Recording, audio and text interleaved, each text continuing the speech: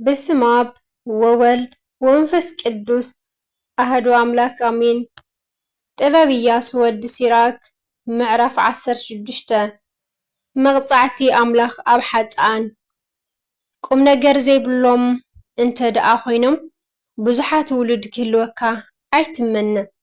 ፈሪሃ እግዚአብሔር ብዘይብሎም ውሉድ እውን ኣይትተሓጎስ። እወ ፈሪሃ እግዚአብሔር እንተ ዘይብሎም መብዝሖም ርኢኻ ብኦም ኣይትተሓጎስ። ብሂወት ነዊሕ ክፀንሑ እዮም ኢልካ ተስፋ ኣይትግበር። ብዙሓት እዮም ብምባል እምነትካ ኣብኦም ኣይተውድቕ። ካብ 1000 ሓደ ውሉድ ይበልፅ። ፈሪሃ እግዚአብሔር ዘይብሎም ውሉድ ካብ ዝህልውኻ መኻን ኮይንካ ምሟት ይበልፅ። ከመይ ሓንቲ ከተማ ሓደ መስተውዓሊ ሰብ እንተ ኣልይዋ ብህዝቢ ትመልእ። ሕጊ ዘይብሎም ዓሌት እንተ ደኣ ኣብኣ ዝነብሩ ኮይኖም ግና ትባድም። ብዓይነይ ከምዚ ዝበለ ነገራት ብዙሕ ርኤ ኣለኹ። ብእዝነይ እውን ካብዚ ኣዝዩ ዘገርም ነገር ሰሚዐ ኣለኹ። ጉባኤ ሓጥኣን ብሓዊ ክነድድ እዩ።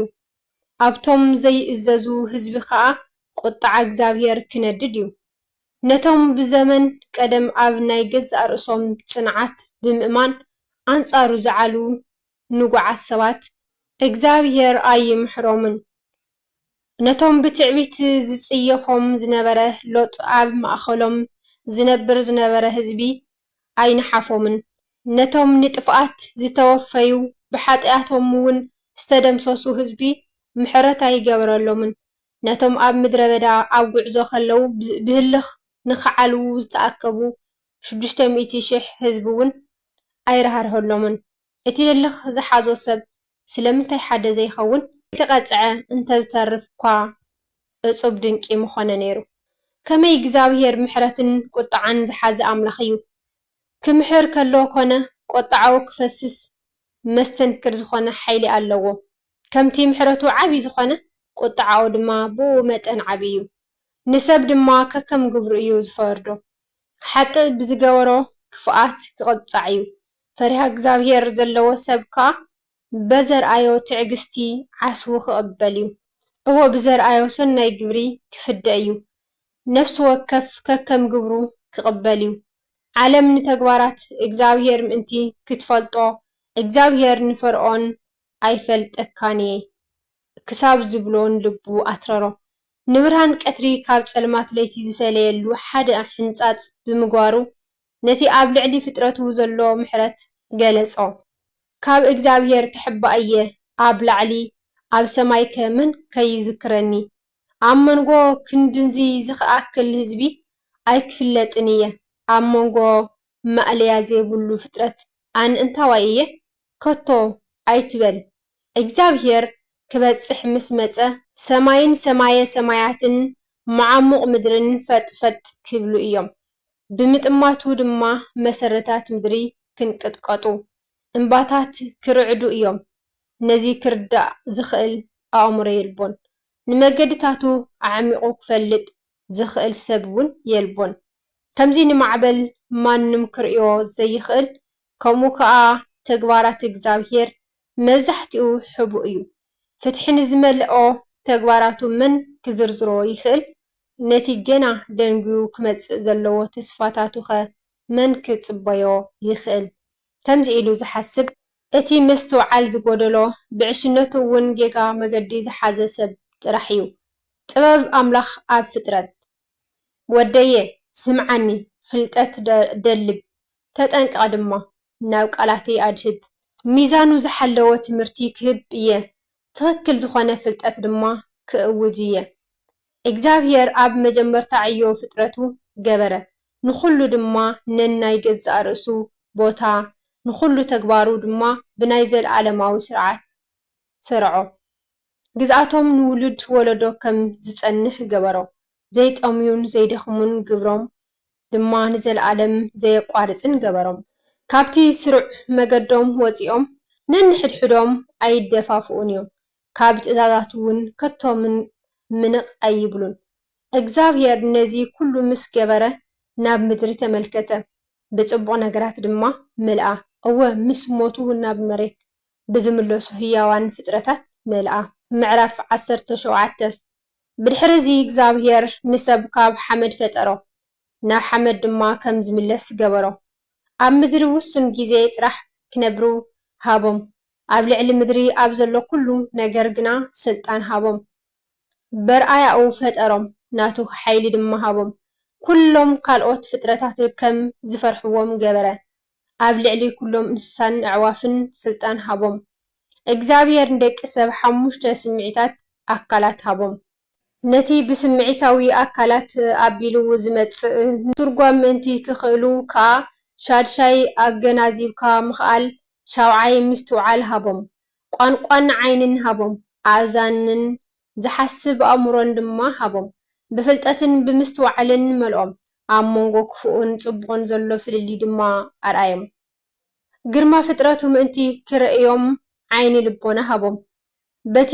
ኣድናቒ ግብርታቱ ንውሉድ ወለዶ ከም ዝሕበኑ ገበሮም ንቅዱስ ስሙ ከመስግኑ ንዕቤት ተግባሩ ክእውጁ እዮም ፍልጠት ዓደሎም ህይወት ዝህብ ሕጊ ድማ ሃቦም ንዘለዓለም ዝጸንሕ ኪዳን ምስኣቶም ኣተወ ትእዛዛቱ ድማ ገለጸሎም ዕቤት ግርማኡ ረኣዩ ክብሪ ድምፁ ድማ ሰምዑ ክፉእ ካብ ምግባር ኩሉ ረሓቑ በሎም ንነፍሲ ወከፍ ከዓ ምስ ጎረቤቱ ዘለዎ ርክብ ዝሰርዕ ሕጊ ሃቦም ኣምላኽ ፈራዲ እዩ ተግባራት ወዲ ሰብ ኩሉ ግዜ ኣብ ቅድሚ እግዚኣብሔር እዩ ካብ ዓይኑ ክሕብኡ ኣይኽእሉን እዮም ካብ ንእስነቶም ጀሚሮም ናብ ክፍኣት ዝዘንበሉ እዮም ልቦም ከም እምኒ እዩ ናብ ልቢ ሰብ ክልወጥዎ ድማ ኣይተኸኣሎምን ኣብ ምድሪ ዝነብሩ ህዝብታት መቃቐሎም ንነፍሲ ወከፍ ህዝቢ ገዛኢ ሸመሉ ህዝቢ እስራኤል ግና ብጽሒት እግዚኣብሔር ኮነ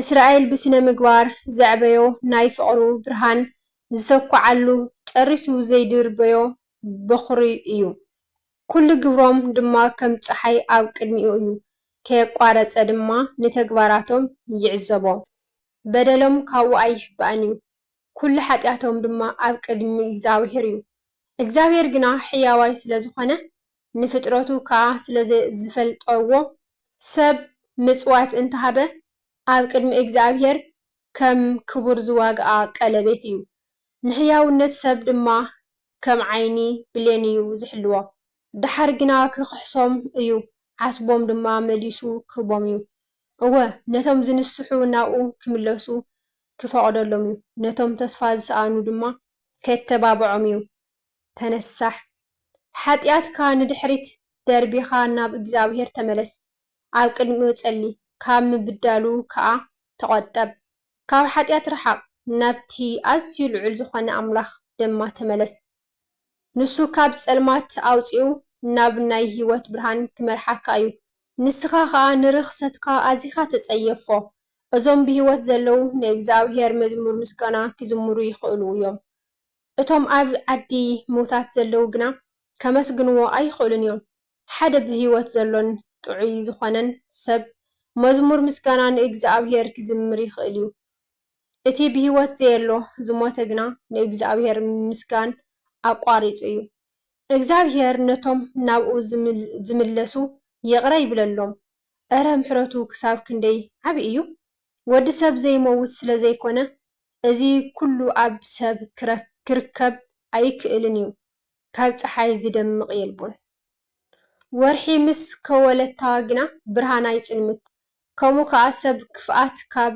ምፍሓስ ዓዲ ኣይውዕልን እግዚአብሔር ነቶም ኣብ ላዕላይ ሰማይ ዘለው ሰራዊት ከዋኽብቲ ክርኢ ይኽእል እዩ ወዲ ሰብ ግና ሓመድን ሓምኩሽትን እዩ ምዕራፍ 18 ዕቤት እግዚኣብሔር እቲ ንዘለዓለም ሕያው ኮይኑ ዝነብር እግዚኣብሔር ንዓለም ብምልኡ ፈጠሮ ቅኑዕ ተባሂሉ ዝጽዋዕ ንሱ በይኑ እዩ ብዘይካኡ ካልእ ሓደ እኳ የልቦን ንዓለም ብሓይሉ ዝመርሕ ንሱ እዩ ኩሉ ፍጥረት ከዓ ንኡ ይእዘዝ ንጉስ ኩሉ ፍጥረት ንሱ እዩ ብስልጣኑ ድማ ነቲ ቅዱስ ካብቲ ዘይቅዱስ ይፈልዮ እግዚአብሔር ዝገበሮ ተጠንቂቑ ክገልጽ ንሓደ እኳ ሓይሊ ኣይተዋሃቦን ክምርምሮ ዝኽእል እውን ከቶ ሓደ እኳ የልቦን ንግርማ ሓይሉ ክመዝን ዝኽእል ማንም የለን ነቲ ኩሉ ኣዛንታ ግብሪ ምሕረቱ ክነግር ዝኽእል ከመን እዩ ክተጉድለሉ ወይ ክትውስኸሉ ኣይከኣልን እዩ። ነቲ ናይ እግዚኣብሔር ኣድናቒ ነገራት ክትኣስሮ እውን ኣይከኣልን እዩ። ሰብ ዛንታ ወዲኤ ኣብ ዝበለሉ ገና ይጅምር ከም ዘሎ ይፍለጦ። ክትርኽ ከሎ ደው እንተበለ ከዓ ኣበይ ከም ዝበፅሐ ይፍጠፍኦ። ሰብ ኮንቱ እዩ። ሰብ እንታይ እዩ? እንታይ ረብሓ ኸ ኣለዎ? ናይ ወዲ ሰብ ጽቡቕ ክፉኡን ኣብ ምንታይ እዩ ዘሎ? ሓደ ሰብ 100 ዓመት እንተ ደኣ ጸኒሑ ብዙሕ እዩ። እዘን ዓመታት እዚአን ምስ ዘለኣለማውነት ተመዛዚነን ግና ካብ ባሕሪ ከም ሓንቲ ነጥቢ ማይ ካብ ሑፃ ከዓ ከም ሓንቲ ጸጸር ውሑዳት እየን። በዚ ምኽንያት ከዓ እዩ እግዚኣብሔር ንደቂ ሰብ ዝገሰጾም ምሕረቱ ከዓ ኣብዚሑ ዝፍሰሰሎም። በዚ ምኽንያት ከዓ እዩ እግዚኣብሔር ንደቂ ሰባት ዝዕገሶም ምሕረቱ ከዓ ኣብዚሑ ዘፍስሰሎም። ርእዩ መወዳእትኦም ክፉእ ከም ዝኾነ ይፈልጥ እሞ ኣብዚሑ ምሕረት ይገብረሎም። ሰብ ክርህርህ ከሎ ንጎረቤቱ እዩ ዝርህርህ። እግዚኣብሔር ግና ንኹሉ ፍጥረት እዩ ዝርህርህ። ይግስጾም፣ ይምዕዶም፣ ይምህሮም። ከምቲ ጓሳ ንምጓሲኡ ዝመልሰን ናኡ ከም ዝምለሱ ይገብሮም። ተግሳጹ ንዝቕበሉን ትእዛዙ ንኽፍጽሙ ሃረር ዝብሉን ሰባት ይርህርሃሎም እዩ።